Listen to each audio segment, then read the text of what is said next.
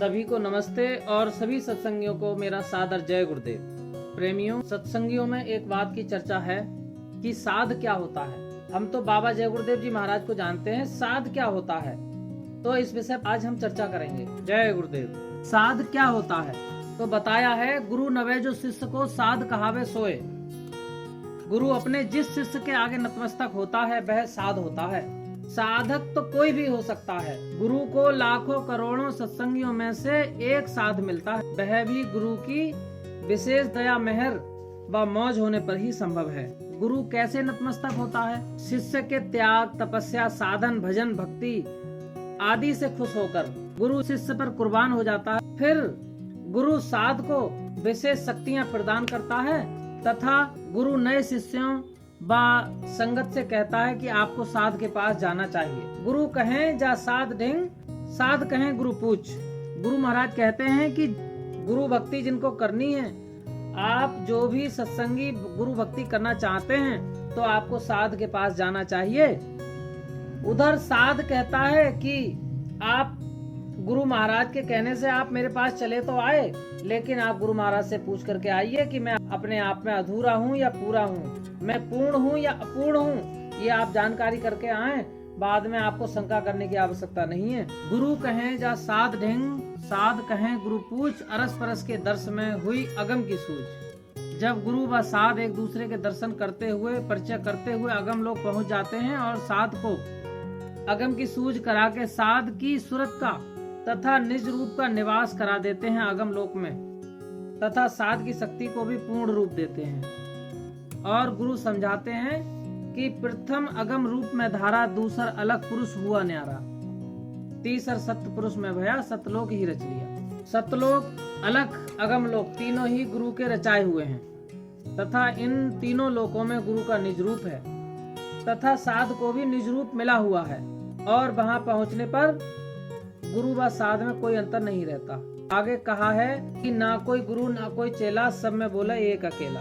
अगम लोक में गुरु ही चेला और चेला ही गुरु रूप हो जाता है तथा गुरु व साध दोनों ही जन्म व मृत्यु से पर हो जाते हैं।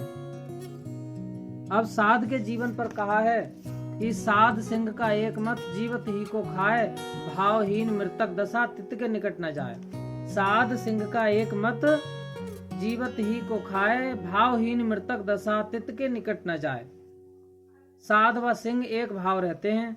गुरु तो एक व्यवस्था में रहते हैं, एक व्यवस्था से बंधे हुए होते हैं तथा व्यवस्था में रहने की सलाह देते हैं, लेकिन साध का जीवन किसी व्यवस्था में बंधा नहीं रहता, ये जीवन अव्यवस्थित हो जाता है। वैसे तो अंतर में चिरागों व सूर्य के प्रकाश से प्रकाशवान फूलों सा सजा हुआ जीवन होता है साध का।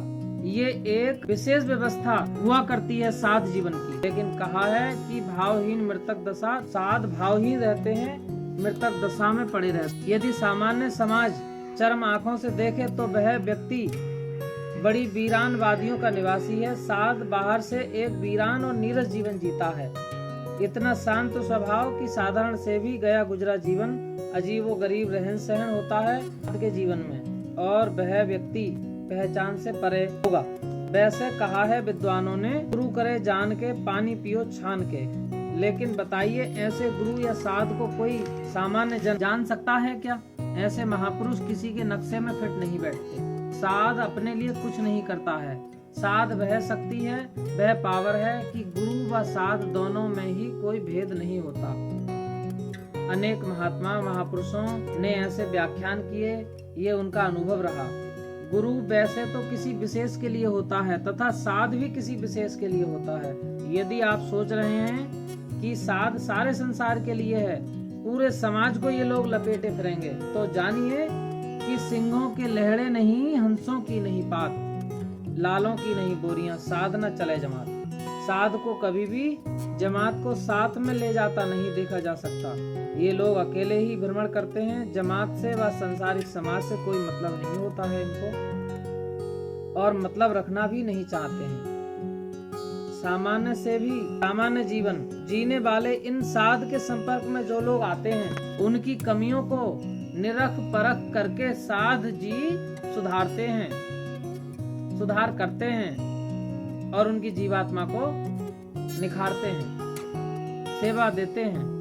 साध सच्ची व पक्की बातें प्रेमियों के आगे रखते हैं और डांट फटकार करके सेवा आदि तरीकों से सुधारते हैं। जो व्यक्ति या प्रेमी सच्चाई को स्वीकार कर लेता है, उसकी कमी या कच्चाई निकल जाती है और झूठ, फरेब, चोरी जैसी आदत के प्रेमियों को साध के यहाँ कुछ भी नहीं मिलता है।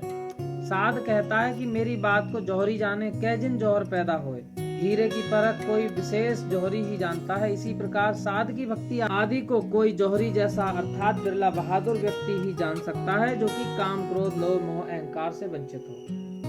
जय गुरुदेव।